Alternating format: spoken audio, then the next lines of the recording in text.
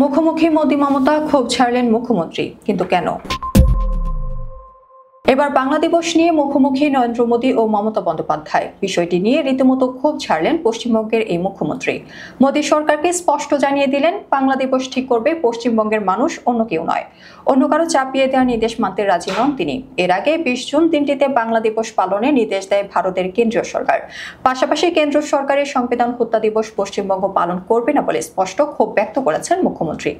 মমতা প্রশ্ন রেখে বলেন, ভারতের একাধিক রাজ্য যদি নাম পরিবর্তন করতে পারে তাহলে কেন পারবে না পশ্চিমবঙ্গ? মোদী সরকারের এই 3 বিষয়ে ক্ষোভ ছাড়লেন মুখ্যমন্ত্রী মমতা। বুধবার রাজ্যের প্রশাসনিক ভবন নবান্ন থেকে মমতা এই ক্ষোভ প্রকাশ করেন।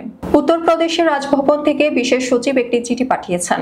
চিঠিতে জানানো হয়েছে, আগামী 20 জুন উত্তরপ্রদেশের রাজভবনে বাংলা দিবস পালন করা হবে। শুধু উত্তরপ্রদেশ নয়, ভারতের প্রায় সব রাজ্যেই দিনটি পালন করা হবে। এই চিঠি দেখে ক্ষুব্ধ মুখ্যমন্ত্রী মমতা বন্দ্যোপাধ্যায়। মমতা বলেছেন, আমাদের রাজ্যে বাংলা দিবস হিসেবে একটা নির্দিষ্ট দিন আছে, সেটা পহেলা বৈশাখ।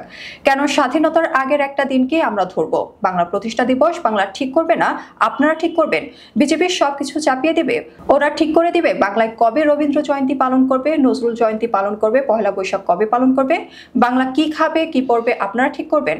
কেন 20 জুন? সেই ব্যাখ্যা দিতে গিয়ে মমতা বলেছেন, 1947 সালের 20 জুন পরাধীন ভারতের একটা আইন পাশ হয়েছিল। সেখানে বলা হয়েছিল বাংলা ভারতের সঙ্গে থাকবে এবং বাংলাদেশ যুক্ত হবে পাকিস্তানের সঙ্গে। কিন্তু ভারত স্বাধীন হয়েছে ওই বছরের 15ই আগস্ট, অর্থাৎ তারও 2 মাস পর। এখন এটা বিজেপি সরকার ইচ্ছে মতো চাপিয়ে দেবে, এটা বাংলার চরম অসম্মান বলে আমরা মনে করছি। উল্লেখ্য, 2 বছর আগে মমতার সরকার ঘোষণা দিয়েছিল বাংলা দিবস পালন হবে প্রতি বছর পহেলা বৈশাখ।